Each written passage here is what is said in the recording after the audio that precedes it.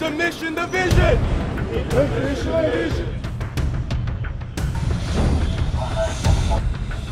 Fear no pain. Fear no pain.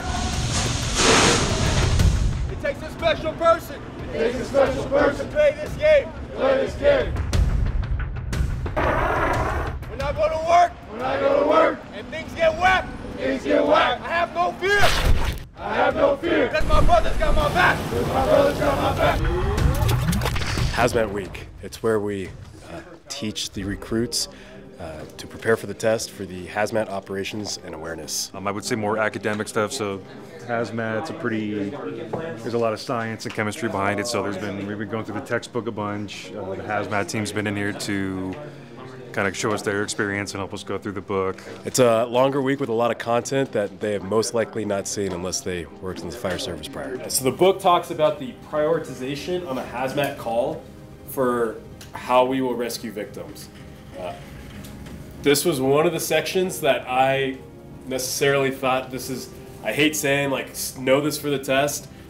This is how we do it in the real world.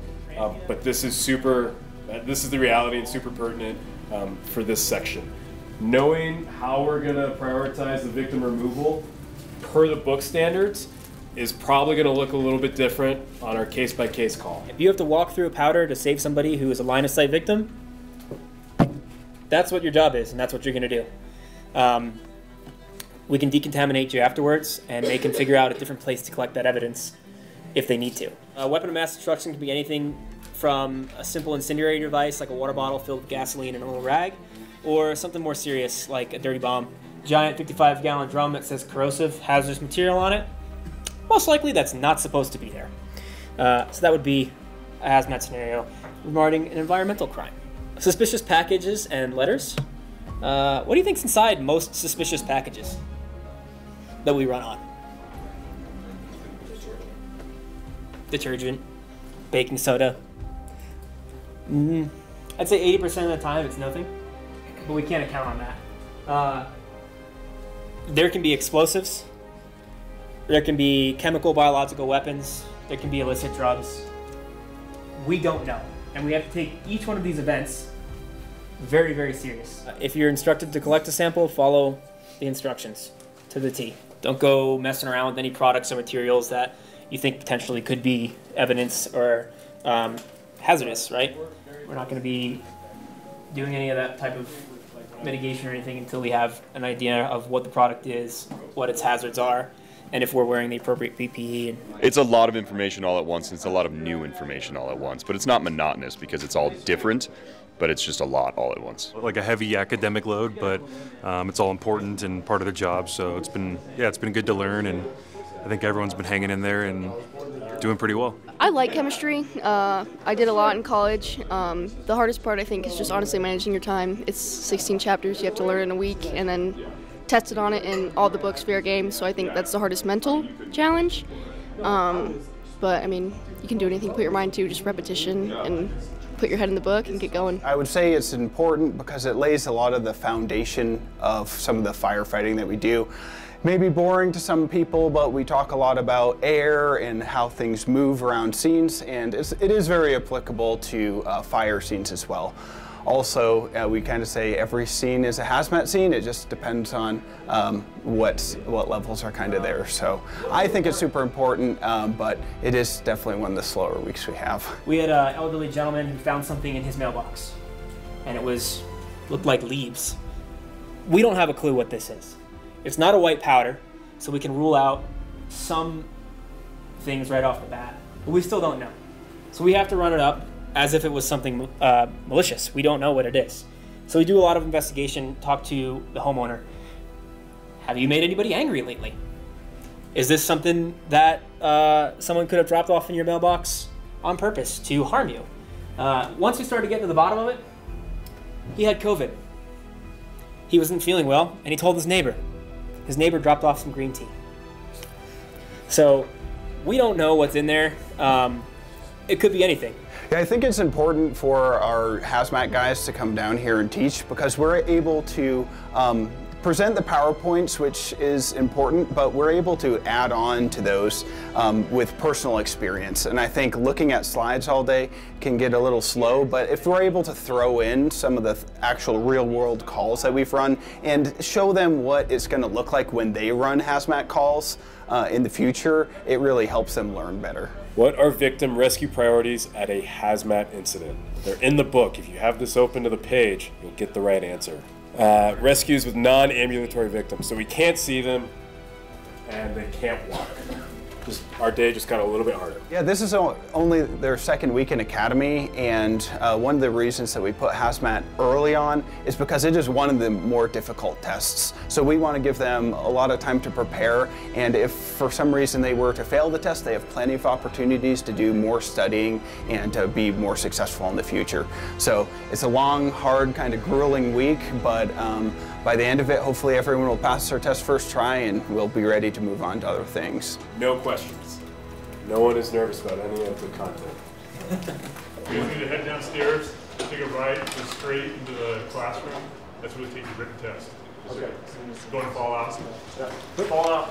Let's go take some hazmat. We're here today for the recruits to take their written and their practical tests to be certified as hazardous materials awareness and operations personnel. Go ahead, click that link, and it should take you straight to the login. In the state of Colorado, to be a professional firefighter, those are two of the certifications you have to have on top of your Firefighter 1, Firefighter 2, and EMT as well. There's no surprises in this test. We're not looking to throw something at you to make you fail.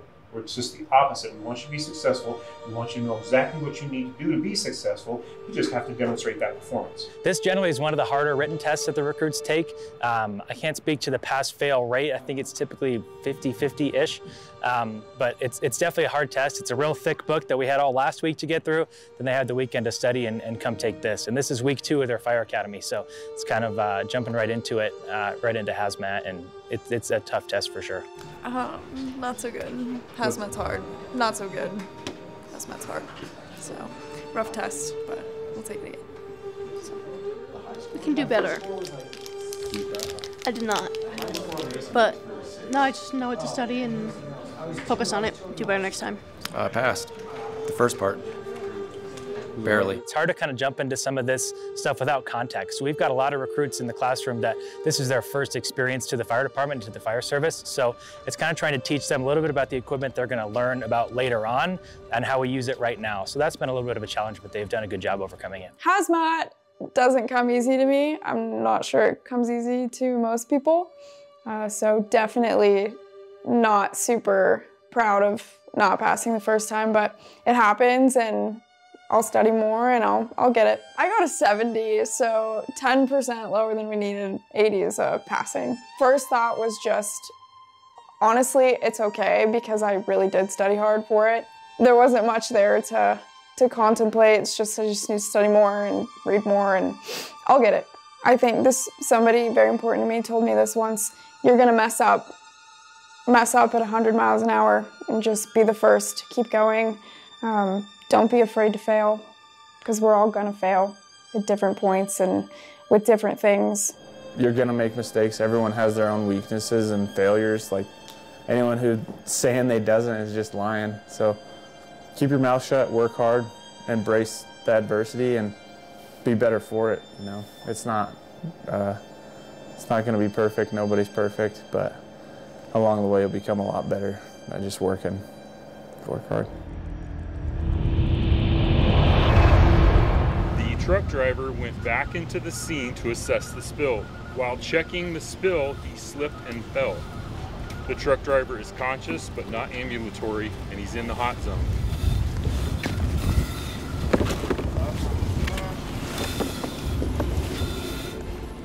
It's important for these firefighters to learn when they're first due to a scene that the HazMat team might not be dispatched to already, to be looking out for clues that the call might be worse than we originally think.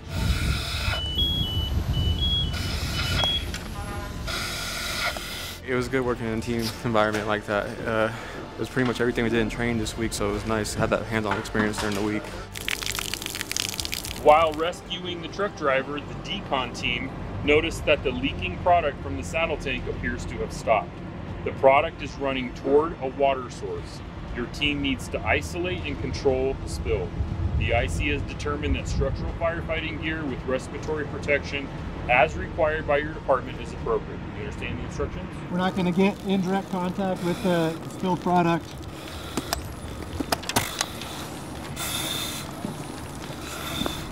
Yeah, so let's use the little ones to do a diversion and then use these to make our containment. A lot of these calls are going to be big fuel spills or something like that. We want them to have the skills to be able to keep it out of waterways and maybe solve the problem before the hazmat team gets there. Generally, there's a little bit of a reflex time for them to call for the hazmat team and then for us to respond and get there. So a lot of times our firefighters do a really good job of making sure that this scene is stable by the time we get there, and then it's just our responsibility to kind of clean up after that. To the left and then made a U with those booms for containment. Once we've done that, we'll communicate to the IC entry team. We have the product diverted and contained in a retention pond. We're exiting the hazard area with tar. Okay, good to go. They contained the fuel spill in a small area right where it was spilling from, so it couldn't go past the containment into the water source. We'll send any ambulatory victims through. This is already traded off to medical. So any ambulatory victims will walk through. We'll have 2 engines, and then we'll use the trash line for tools. We're doing a emergency decon situation where 2 of us go and extract the victim, and we bring them to the corridor of the hot zone to be transferred into the warm zone for further care. Just working as a team in each different I'll call it tasks, and just operate and get the goal done. So it's a lot of information in a really short period of time. Lots of interesting information, some non-interesting information. And being able to get out here, get your hands dirty, wet, you know, what's that like? It's nice working outside as opposed to in the classroom all the past week. And what do you think? This is all brand new for me. It's only firefighter experience, so it was a lot of information last week, and this is the first time I actually got down and do it. So it felt really good today to get bunker gear on and actually get out and do something besides sit in the classroom. And for you, finally getting bunker gear on with that, I mean, is this like a dream? Or is it, I mean, what is this to you? It's a really big goal for me. I've been out of the Army for a little bit, and this is where I've had my eyes set on. So it's a big process to go from there to here, and this finally feels like it's an accumulation of my goal. You 2 have been assigned to disperse the combustible vapors to a safe area. So this pool of liquid over here is your liquid spill. Your equipment that you need is right here. You can assume that you have an electrical cord with that. Do you understand the instructions as I have read them to you? We're gonna have this plugged in to an outlet off the engine, hopefully, or whatever source we have. I would take this, we would turn it on here, and I would kind of set it in the area that I noticed that the vapors being fully moved. So I started here, and we'll see how that goes. Change it as necessary. So this test is put on by CMCB, and that's our certification agency who certifies our firefighters to be able to work online. And so they employ these proctors to come down and make sure that we administer a fair test. They work for other agencies just to make sure that there's no bias or anything like that. We're all part of what's called the CMCB, and so we all kind of support each other. And throughout that process, this is part of it. Like, we come in and we assess, evaluate other departments, but also within that, it also helps to build like continuity and a balance and make sure that things are fair on all levels. And that's why we bring in outside evaluators as well to evaluate the other departments, to make sure everybody's kind of staying fair and true to the process. Everybody, and keeps everybody safe together. Exactly. Yep. And builds that, that partnership, along the front range too. So that's also very important. In collaboration with one another, within each department, and keeping, like I said, more so kind of that consistency. So notify headquarters. Hey, this is Firefighter Medina Monroe. We've successfully contained and diverted the contaminant. It appears that there is no further action needed at this point, and we are egressing from the situation. So you guys directed it right into the water source, right? Yeah. Because there's no way to contain that now. Yeah. You can see it going down through there, right? So if that's diesel fuel, where's it headed? Water. Right. Okay. So you guys both failed this. You're going to get another chance to to retake it and you understand what you did wrong, is that right? Yes, sir, I don't. Can I ask? Sure. How would you contain this from spilling out of that curb area out into an open water source? So we should have put the blockers in front of the fire hydrant, is that proper? Correct. That would keep it from going down into the drain that's right there and then down into a water source. We do a lot more as a fire department than people might realize with hazardous materials. It's not just fighting fire. A lot of our calls are EMS in nature, and then hazardous materials as well. So anything as simple as a car accident with fluids leaking, that can get upgraded into a hazmat. So it's not always these big bad chemical spills or these huge newsworthy hazmat incidents we might think of. We can have a run-of-the-mill call that can turn into a hazardous materials call just based on the properties of the material we're dealing with. You good? You need it?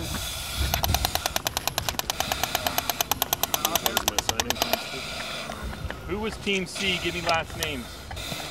Mullane and Monroe. This job is the ultimate team sport, so it's understanding what your role is on these calls, what your role is in the back of your engine or truck or on the medic unit, or if you're on the hazmat team. It's contributing to the greater good of South Metro. It's good to get the practical stuff out of the way after doing the written test. It's super important for them to be able to recognize anything that might be hazardous trying to hurt them or the citizens that we serve. And so recognizing that is the most important thing, and then knowing where to go from there, whether or not they have the PPE to enact a rescue or to solve any sort of problem, or knowing whether it's something that we can't solve right away with their bunker gear that they'll carry on the fire engines. The hazmat team carries a lot of extra equipment and extra PPE, so it's important for these recruits to be able to recognize what their limits are and what they can and cannot do. That was good, definitely a learning experience. You know, I think as we get more comfortable in our gear, you know, a lot of this will look a lot more fluid, but we're still learning about each other, learning about the process, so every day is a day to get better. That I can't do this thought creeps into all of our heads from time to time, but I think it's just a lie that we tell ourselves when things are hard, because I think we're much more capable than we all say we are. I mean, it's such a test of grit and attitude and mental toughness, along with physical strength and everything else that comes with being a firefighter. But I think being able to get over those mental challenges and what makes this so difficult is pushing through boundaries. So I think that's extremely important to me, and I'm happy to do that. You can do anything. You can do anything. Don't let anybody tell you otherwise. Don't let anything stop you. If it sucks, that's okay. Just keep going.